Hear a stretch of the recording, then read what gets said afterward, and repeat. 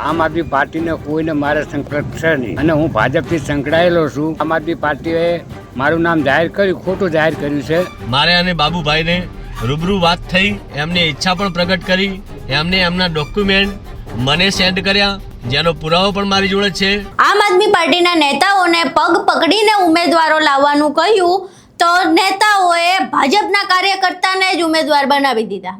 સાંભળીને નવાઈ લાગે છે ને, પણ આ હકીકત છે. આખી ઘટના શું છે અને શા માટે આ વાત અમે કરી રહ્યા છે તેના વિશે વિગતે ચર્ચા કરીશું. નમસ્કાર, તમે જોઈ રહ્યા છો ચક્રવાત ન્યૂઝ. હું આપની સાથે હેમંત.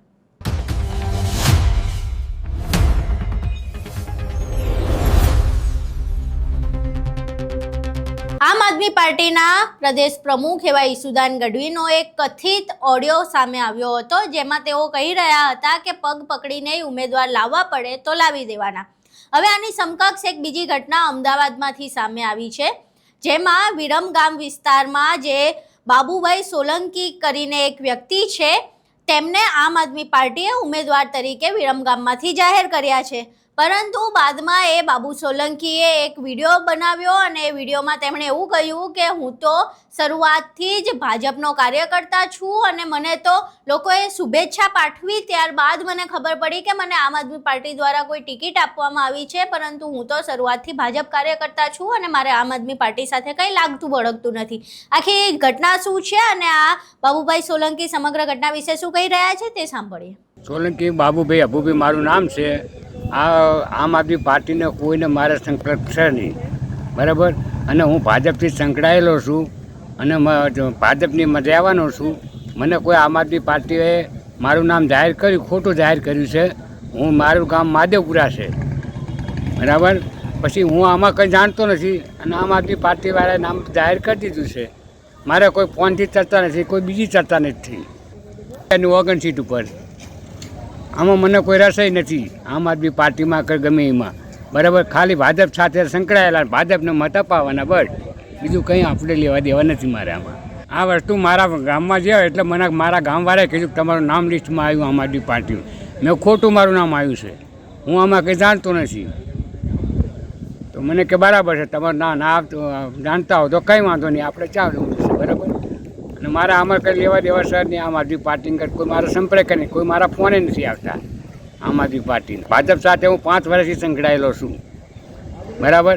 અને મારા મિત્ર ભૈરામભાઈ મને કીધું ભાજપમાં તમે આવતા રહો, ભાજપને કામગીરી તમે મત હલાવો છો એટલે ભાજપમાં તમે આવતા રહો, ને કે આપણે કોઈ પક્ષને લેવા દેવા નહોતું. આ ભૈરામભાઈના કહેવાથી હું ભાજપની અંદર આવ્યો હતો. હવે અહીં તમે સાંભળ્યું કે બાબુ સોલંકી આ ઘટના વિશે શું કહી રહ્યા છે, પરંતુ આ આખી ઘટના સામે આવી ત્યારબાદ વિરમગામ વિધાનસભાના જે આમ આદમી પાર્ટીના પ્રભારી છે ઠાકોર દાનસિંહ, તેમની પણ પ્રતિક્રિયા સામે આવી છે. તેમણે આ આખી ઘટનાને લઈને હકીકત જણાવી છે અને તેમણે કહ્યું કે બાબુ સોલંકીએ મારી સાથે વાતચીત કરી હતી, યોગ્ય પ્રમાણે એમણે દસ્તાવેજો મને આપ્યા હતા, એ દસ્તાવેજો રજૂ કરવામાં આવ્યા હતા, સેન્સ પ્રક્રિયા થઈ છે અને ત્યારબાદ બાબુ સોલંકીની ઉમેદવાર તરીકે જાહેરાત થઈ હતી. એમની જાણ બહાર કોઈ જાહેરાત કરવામાં આવી નથી. અહીં સાંભળીએ કે દાનસિંહ આ સમગ્ર ઘટના વિશે પ્રતિક્રિયા આપતા અને સ્પષ્ટીકરણ આપતા શું કહી રહ્યા છે. હું છું વિરમગામ વિધાનસભા પ્રભારી ઠાકોર દાનસંગજી. ઓગણની જે વાત બાબુભાઈ સોલંકીની કરેલી છે, એમાં આજથી લગભગ 20 દિવસ પહેલાં મારે અને બાબુભાઈને રૂબરૂ વાત થઈ, બેઠા, ચા પાણી કર્યા, એમની ઈચ્છા પણ પ્રગટ કરી અને ઈચ્છા પ્રગટ કર્યા પછી એમને એમના ડોક્યુમેન્ટ મને સેન્ડ કર્યા, જેનો પુરાવો પણ મારી જોડે છે.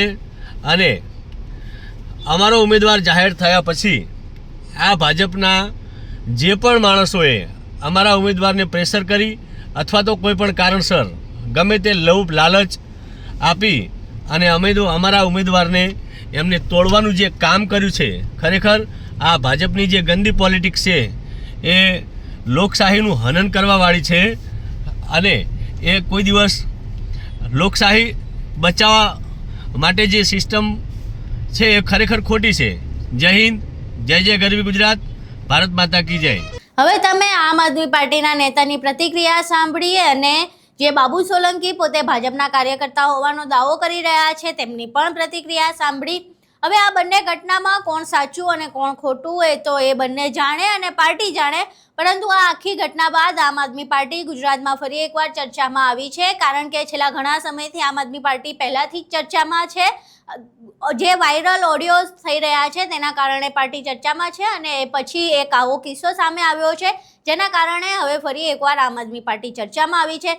જોકે આખી ઘટના સાંભળ્યા બાદ અને બંને વિડીયો જોયા બાદ તમારું શું માનવું છે કે આમ આદમી પાર્ટી કે બાબુ સોલંકી બેમાંથી કોણ સાચું છે, અને આવી રીતે શું આમ આદમી પાર્ટીની કોઈ ગફલત પડી શકે કે કેમ, તે વિશે તમારા શું મંતવ્યો છે અમને કોમેન્ટ બોક્સમાં જરૂર જણાવજો. વિડીયો પસંદ આવ્યો હોય તો વિડીયોને લાઇક કરજો, શેર કરજો અને અમારી ચેનલને સબસ્ક્રાઈબ કરવાનું ભૂલશો નહીં. નમસ્કાર.